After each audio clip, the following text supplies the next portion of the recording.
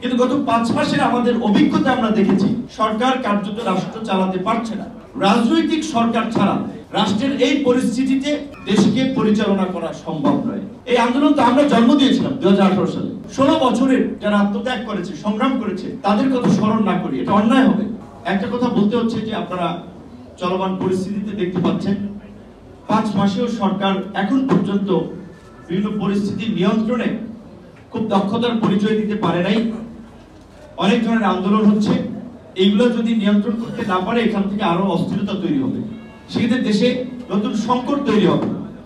এবং আমার একটা কথা আপনারা এখানে বলতে পারেন যে ভাই আপনি পজিশন চেঞ্জ করতেছেন। আমার কথা পরিষ্কার, শুরুর দিকে আমরা সংস্কারের প্রশ্নে আপোষহীন ছিলাম, আনকন্ডিশনাল সময়ের প্রশ্নে আমরা একমত ছিলাম।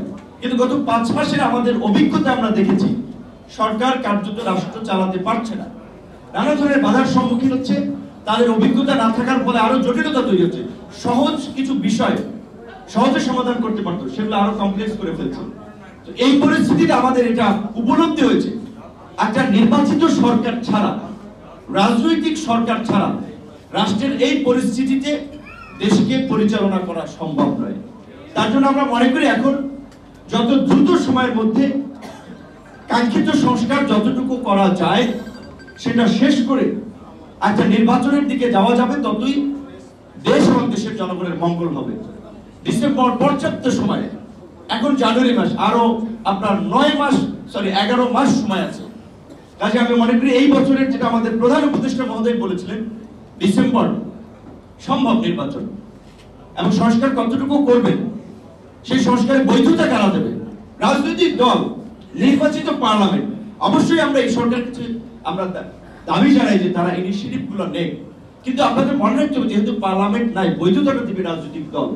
সুতরাং রাজনৈতিক দলের কনসার্ন ছাড়া যদি তারা কিছু মনমত প্রস্তাবনা দিয়ে যায়, সংস্কার করতে চায়, সেটা কিন্তু পরবর্তী সরকার সেটা টিকবে না।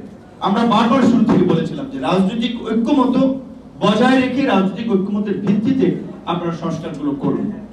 জুলাই গণঅভ্যুত্থানের ঘোষণাপত্র আমরা বলেছিলাম দেওয়া প্রয়োজন, ভবিষ্যতে যেন কেউ এটাকে প্রশ্নবিদ্ধ করতে না পারে, এটাকে প্রশ্ন তুলতে না পারে, তার জন্য এই আন্দোলনের, গণ আন্দোলনের পাশাপাশি একটা সাংবিধানিক এবং আইনি ভিত্তি দেওয়া যেতে পারে ঘোষণাপত্রের মাধ্যমে। কিন্তু এই ঘোষণাপত্রে অবশ্যই তাহলে শুধুমাত্র আন্দোলনেই আছে কোটা সংস্কার আন্দোলন, যে আন্দোলনকে কেন্দ্র করে এই গণ অভ্যুত্থান, এই আন্দোলন তো আমরা জন্ম দিয়েছিলাম 2018 সালে। মুক্তিযুদ্ধ হচ্ছে 9 মাস। এই আন্দোলন করেছিলাম আমরা 17 ফেব্রুয়ারি থেকে 4 অক্টোবর প্রজ্ঞাপন পর্যন্ত, 8.5 মাসের বেশি সময় ধরে আন্দোলন করেছিলাম। একই বছর স্কুলগামী শিক্ষার্থীদের যে নিরাপদ সড়ক আন্দোলন, এগুলো তরুণদেরকে সাহসী করেছিল, উদ্বুদ্ধ করেছিল প্রতিবাদ করার জন্য, এবং রাজনৈতিক দলের নেতৃবৃন্দের সংগ্রাম, এগুলো এক হয়ে আজকের এই গণ অভ্যুত্থান হয়েছে। সুতরাং এখানে যদি আমরা শুধুমাত্র এই সাম্প্রতিক মুভমেন্টকে গ্লোরিফাই করি, বাকি 16 বছরের যারা আত্মত্যাগ করেছে, সংগ্রাম করেছে, তাদের কথা স্মরণ না করি এটা অন্যায় হবে।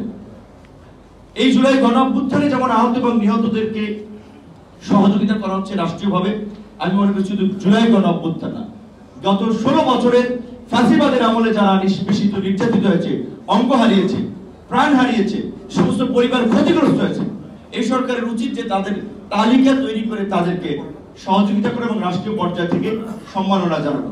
জুলাই গণ অভ্যুত্থানের যদি ঘোষণাপত্র দেওয়া হয় সেটা অবশ্যই রাজনৈতিক ঐক্যমতের ভিত্তিতে, এবং সেই ঘোষণাপত্র অবশ্যই এই 16 বছরের একটা আন্দোলন সংগ্রামের সঠিক ইতিহাস এবং এই আন্দোলন সংগ্রামের জায়গা থেকেই যে একটা গণ অভ্যুত্থান অনিবার্য হয়ে পড়েছিল সেটা উল্লেখ থাকতে হবে।